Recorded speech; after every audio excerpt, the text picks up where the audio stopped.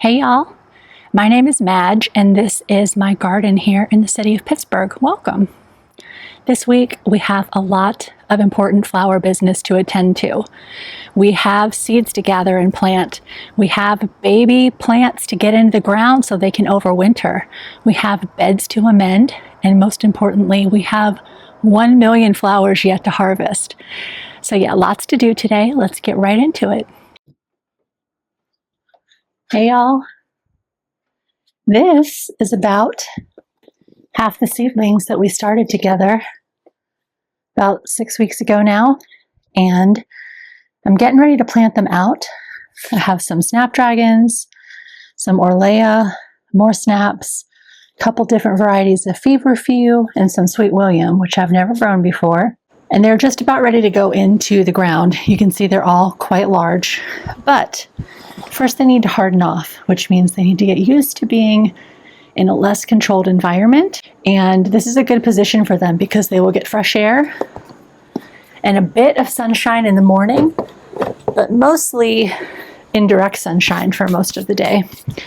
So I'll check on them a couple times a day, make sure they're happy, and then we'll get them in the ground in a day or two. The first thing I want to get to today is the snapdragons.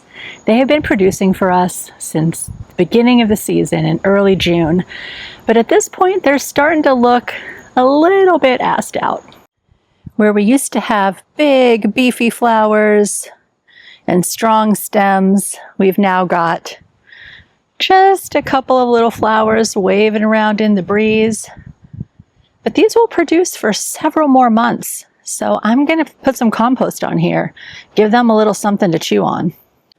The soil level in this bed has dropped so much. Time to top it up.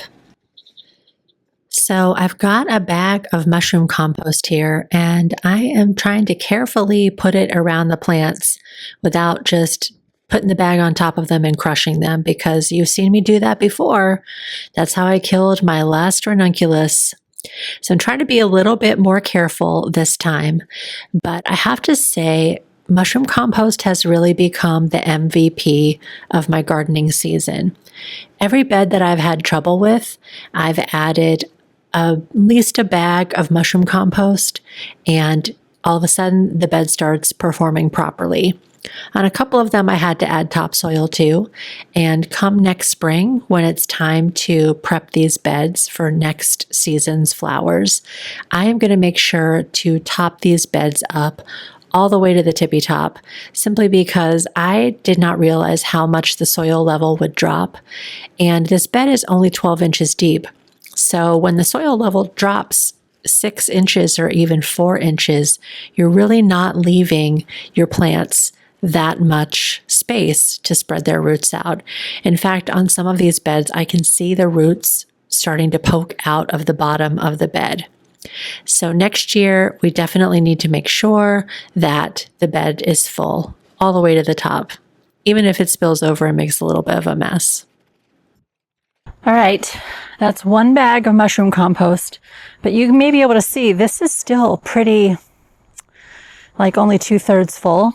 So I have another bag back here of coco coir mixed with worm castings, and I'm going to add that on top. When I'm topping up this bed, I'm not just putting these goodies around these snapdragons. You can see I'm also starting to get a couple lisianthus blooms, my second flush, super exciting. But again, those plants do not have a lot of substrate to grow in. So I'm trying to gently top up the levels around them as well as I go. All right, this bed is looking a lot fuller. Still got a good 3 inches at the top that ideally would be all the way filled in, but that would be burying the stems a bit too much, I think. All right, that's job number 1 complete. Just gotta clean up my mess here. While we're up on the deck, there is a little nigella plant that I put in this green stalk that I let go to seed, and I want to grab those seeds now.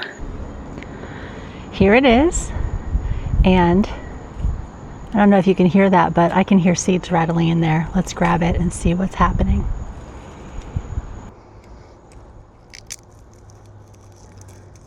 Look at that. It's tons of little blue nigella seeds. Let's get some more.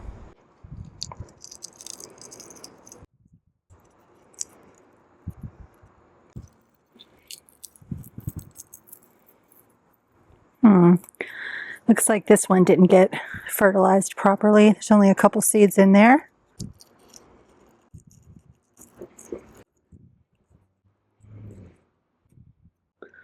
All right, we got a few in there too. There's our harvest. I knew exactly where I wanted to plant these, so I just went over with the seeds still in my hand from harvesting them and prepared the bed for planting them. I am in the rainbow bed right now, right next to the blue ageratum. And since these are blue nigella seeds, I thought I would plant them in the appropriate part of the rainbow. So I roughed up the soil a little bit, sprinkled the seeds, and now I am putting some soil back over the top of where I put the seeds. I harvested a few more from the deck bed. There was a couple of seed pods on the nigella that were growing in there. So I did the same thing on the other side of the ageratum. So with any luck, we'll have a bunch of beautiful blue nigella here next season. I also have some seeds for Bupleurum, which is a really beautiful foliage flower with sort of lime green leaves and very cute small yellow flowers. So I am putting those all around the yellow part of the rainbow here. And I'm really looking forward to seeing what happens here. First of all, it's super fun to harvest your own seeds and then just go ahead and plant them. And second of all, I am psyched to see if these guys really come through the winter and get much bigger and taller than I'm used to them being when I've grown them in the spring in the past. The next thing on my mind is thinking about where I'm going to plant the cool flower seedlings. This bed isn't a really great candidate because we're going to move it in the spring because it's just not getting enough sun where it is right now. So I don't want to plant these babies here and then have to disrupt them next season before they've even started to flower. And the elevated beds up on the deck are also not ideal because they're going to pretty much freeze solid since the cold air can get underneath them. They're not going to have any insulation from the freezing weather. So that's also not a great place to put flowers that are going to be having to grow over the winter. Plus, when it's like negative 20 degrees and icy, I'm not going to want to be going up there to tend these flowers. I may decide to put some cool flowers in these side yard beds, but I am not ready to rip out all these zinnias yet. They're still beautiful. They're still making me happy. And over here, come on, look at this bed. Look at those hollyhocks finally coming in. And all these beautiful glowing zinnias. And look at that. Yes, that is a bee taking a nap inside a hollyhock blossom. I can't get rid of that just yet. And as we all know, the soil in the very front of the house is not very nice. So I started to think about, what if we put them in this bed under the tree? This season, we just put a mesclun mix as a cover crop in here, and the bunnies did love it, but I think we could easily have some flowers. I have some work to do first.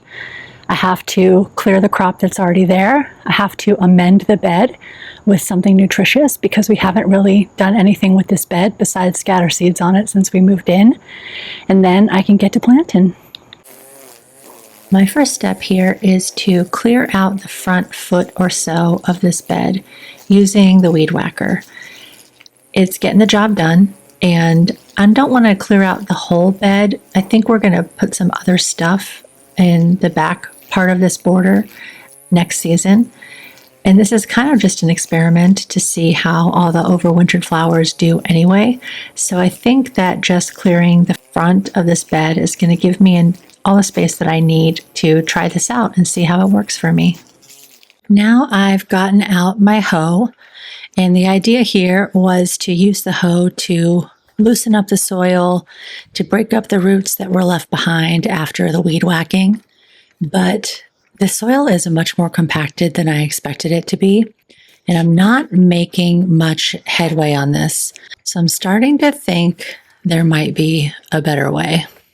This soil is a lot more compacted than I thought it was going to be. So I'm trying to decide what's going to be the best thing to do. I could just get the shovel and dig it up and amend it and plant that way. Or I could put cardboard down to suppress the weeds, put some compost on top and plant into that. I'm going to think it over, talk it over with my husband. But in the meantime, there are a couple of plants that I can get in the ground. So let's move on to that. Here in the side yard bed, I have several little feverfew that have been doing pretty well this season. But I have a bunch more feverfew in the back that are doing better. And I have these two new varieties of feverfew that really need to get in the ground. So I think I'm going to take a few of these feverfew plants out of this bed and replace them with these two new varieties. Now I am using the serrated edge of the Hori Hori knife to saw off the plants at the base of the stem where it meets the soil. Some of them are a little tenacious, but I'm able to get them all cleared out in a matter of just a minute or two. My next step is to loosen up the soil that I just cut those plants out of, and I'm digging holes. I'm sort of staggering them between the plants that were already there because I don't want to plant directly into the roots that are already in the soil. Now I am poking out these little seedlings. One of the reasons I love these trays is they have the big hole in the bottom.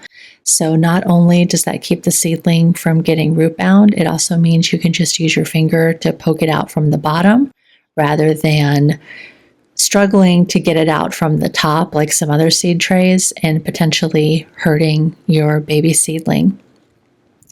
And now I'm just putting all of these little feverfews in their new home. And I'm firming up the soil around them.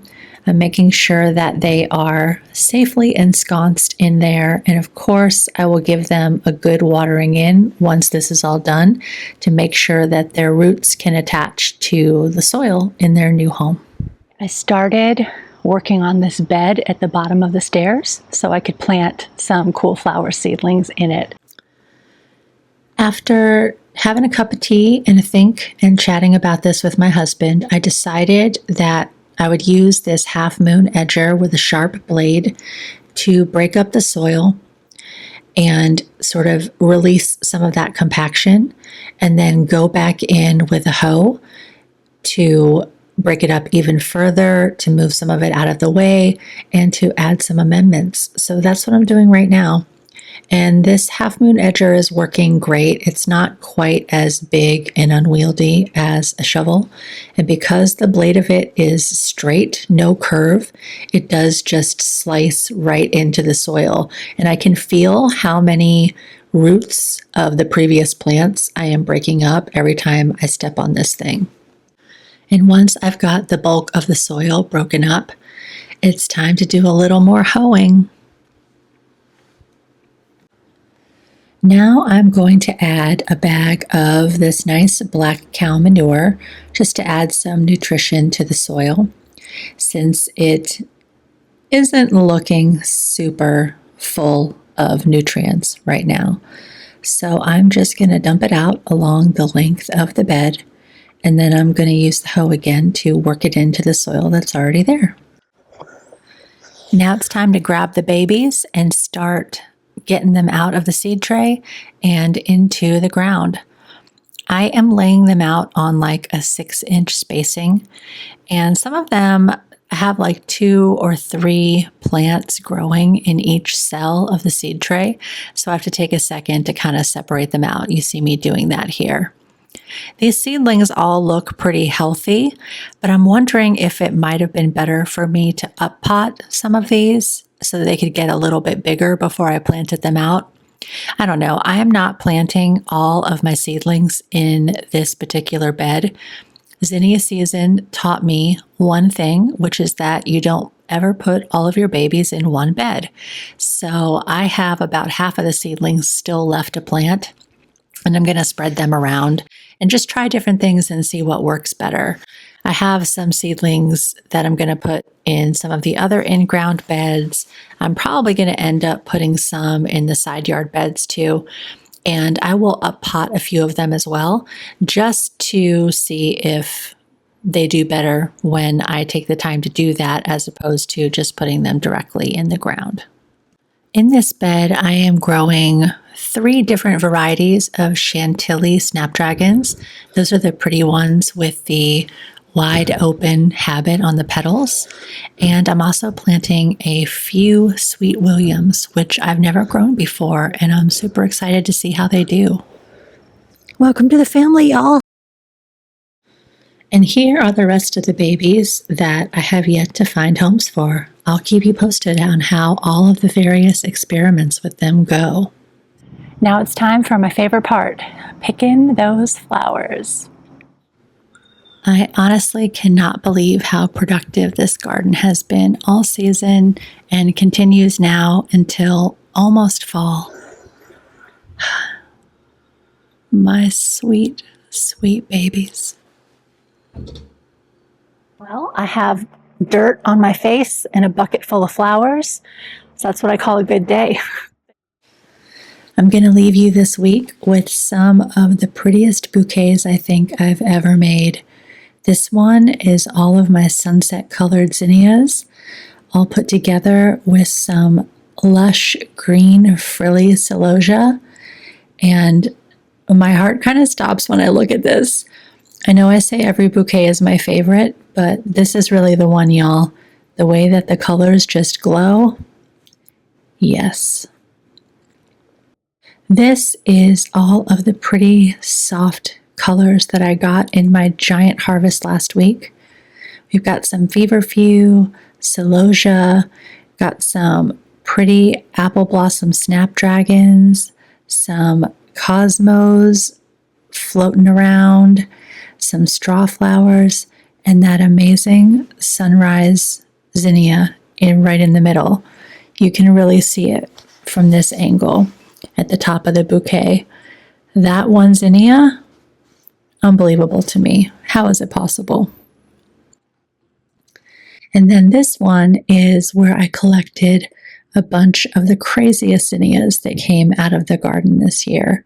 We've got big spiky purple ones. We've got soft ombre ones that fade from cream to lavender and orange to pink and white to salmon. The light on these, it's very special, and I'm really glad that I get to share them with you, friends. Don't forget to give us a subscribe and a like if you want to continue to follow along, and I'll look forward to seeing you in the next one. Bye for now.